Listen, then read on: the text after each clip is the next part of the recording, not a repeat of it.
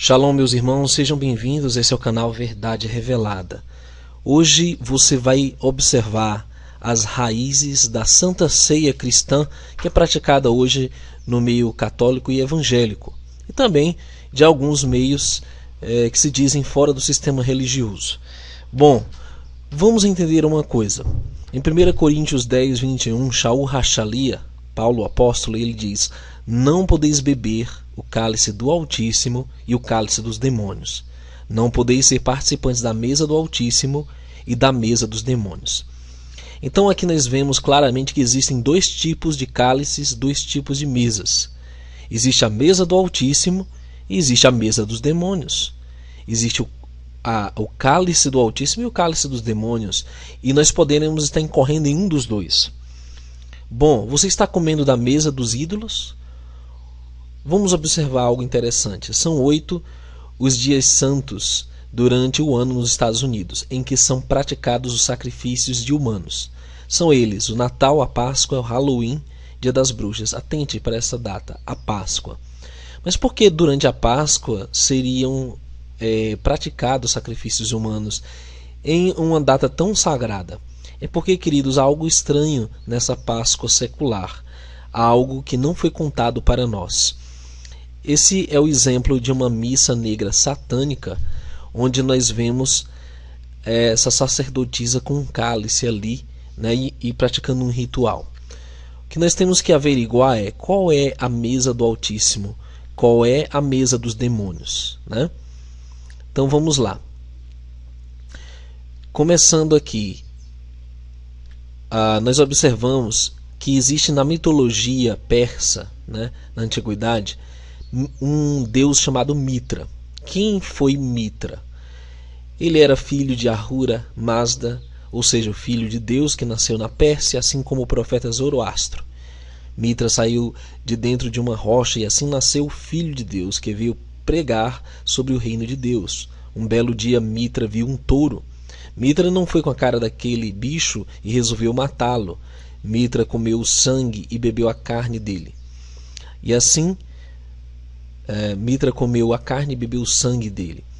E assim, seus seguidores cristãos mitraístas fizeram a mesma coisa, só que com pão e vinho, porque é mais barato. E assim, toda vez que alguém se reúne para comer pão e vinho literal, como o corpo do Messias, né, que a Igreja Católica celebra e a Igreja Evangélica está celebrando o touro que Mitra matou.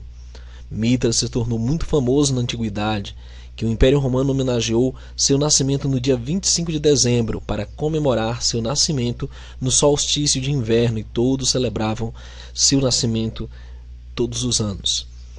Alguém pode dizer assim: não, mas nós não celebramos Mitra, nós celebramos a Cristo, né? A Páscoa é bíblica. Então nós vamos ver daqui a pouco o que a Bíblia realmente diz sobre a Páscoa, ou sobre o ritual da Santa Ceia. Bom, no mitraísmo haviam rituais, práticas e dias sagrados comuns. E o ritual do mitraísmo era complicado e significativo, incluía uma complexa cerimônia de iniciação em 7 estágios ou graus, o último dos quais firmavam a amizade mística com o Deus. Longas provas de abnegação e mortificação da carne constituíam complementos necessários ao processo de iniciação. A admissão à completa participação no culto habilitava uma pessoa a participar dos sacramentos, sendo mais importante o batismo e uma refeição do sagrado pão, água e possivelmente vinho.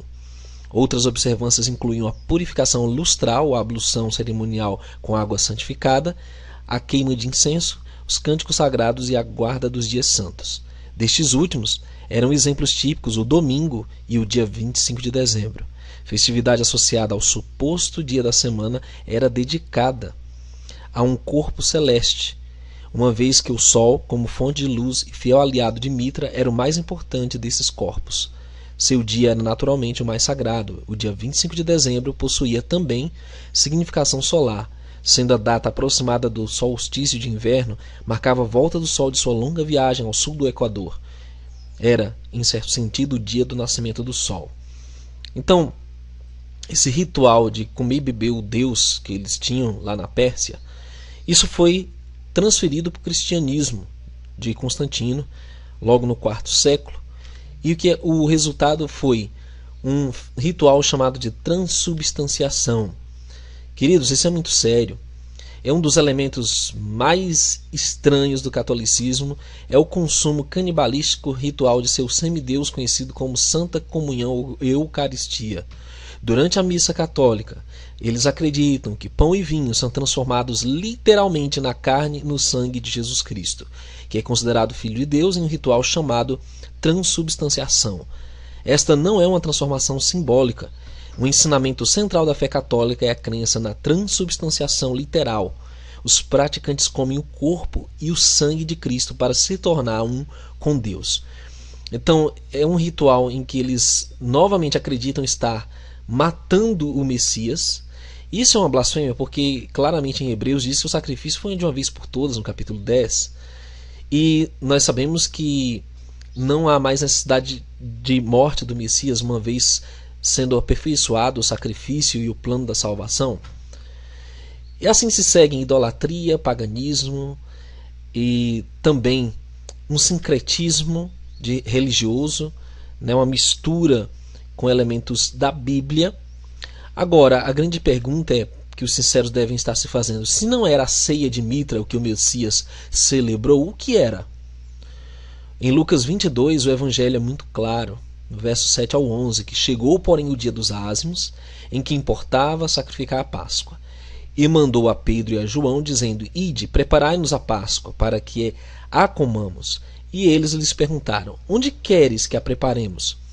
E ele lhes disse: Eis que quando entrardes na cidade, encontrareis um homem levando um cântaro de água, segui-o até a casa em que ele entrar. E direis ao pai de família da casa: O mestre te diz: Onde está o aposento em que hei de comer a Páscoa com meus discípulos? Lucas 22, 7 e 11.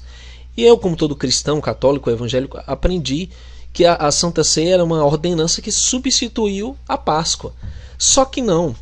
Na verdade, o Messias estava celebrando a Páscoa e ele mandou que nós celebrássemos a Páscoa em memória dele, o que é muito diferente de uma nova ordenança ou uma nova ritualística. E prova disso é o que está reiterado em 1 Coríntios 5, 7 e 8, quando Shaul, o Paulo, diz: Alimpai-vos, pois, o fermento velho, para que sejais uma nova massa. Assim como estáis sem fermento, porque o Messias, nossa Páscoa, foi sacrificado por nós. Por isso celebremos a festa. Olha só, nós devemos celebrar a festa, né? Não com o fermento velho, nem com o fermento da maldade e da malícia, mas com os ázimos, que são os pães sem fermento, da sinceridade e da verdade. Portanto, querido, em 1 Coríntios 5, 7 e 8, a festa da Páscoa não foi substituída pela Santa Ceia. Pelo contrário, ela ganha um significado completo, original, né? Que é o nosso Messias, que é a nossa Páscoa. Quando nós comemos o pão sem fermento e tomamos o vinho, nós estamos remetendo ao sacrifício dele, à morte e o sacrifício dele que já aconteceu, né?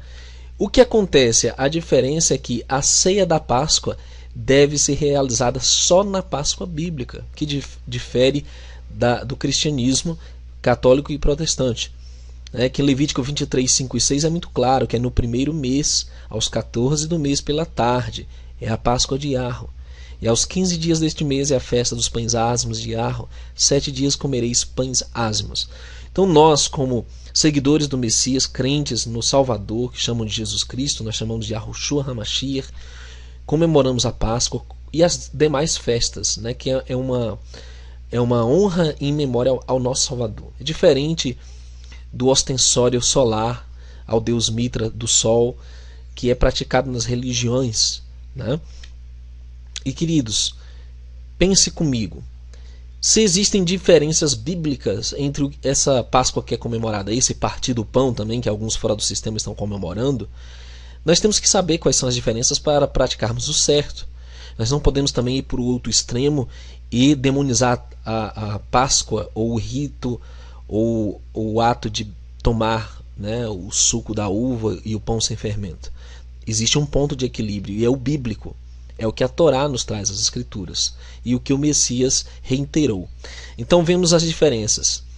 Que a Santa Ceia é feita com pão fermentado e suco. Suco, né, comum, açucarado e tudo, fermentado também. O que nós vemos é que a Páscoa das Escrituras é feita com pão ázimo e vinho, né? Um suco de uva puro. Nós temos um rito simbólico, que é um dedal um rito simbólico, um dedal, né? E na Páscoa do Criador, uma das sete festas, nós temos um banquete literal, é uma janta, é o Seder Pesach, ou seja, é a ceia da Páscoa. Você come à vontade, bebe à vontade. Pão ázimo, tem as ervas amargas e tem a uva. Agora, nós não comemos um cordeiro assado porque nós sabemos que o Messias é o nosso cordeiro. Então, assim como ele nos ensinou, nós apenas usamos esses elementos. Bom, na Páscoa pagã, ou no rito da Santa Ceia, ocorre na data pagã ou em qualquer data. Tanto é que essa data da Páscoa romana, ela se alinha com a Quaresma, quarta-feira de cinzas, mas nós não. Nós seguimos o calendário do Criador, calendário solar, que determina que deve ser no 14º dia da primavera em Israel, mês de Abib, ou primavera.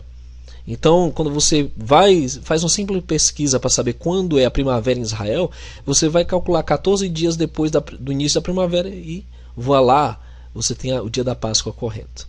Bom, o sistema religioso e até os que saem dele com práticas pagãs comemoram a ressurreição, né, em qualquer data, e comemoram a ressurreição. Nós não, nós celebramos a morte do Messias, conforme ele diz, fazer isto em memória de mim, né? Esse é o meu corpo. E celebramos a morte do Messias, é o Cordeiro de Ar, que tira os pecados do mundo.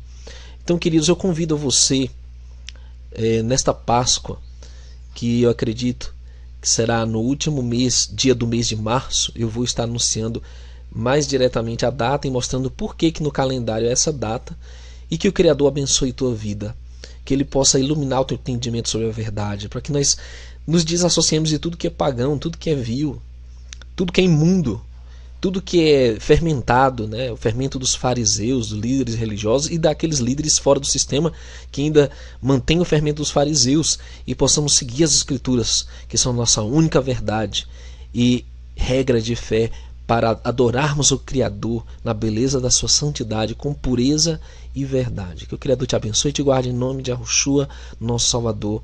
Até um próximo vídeo.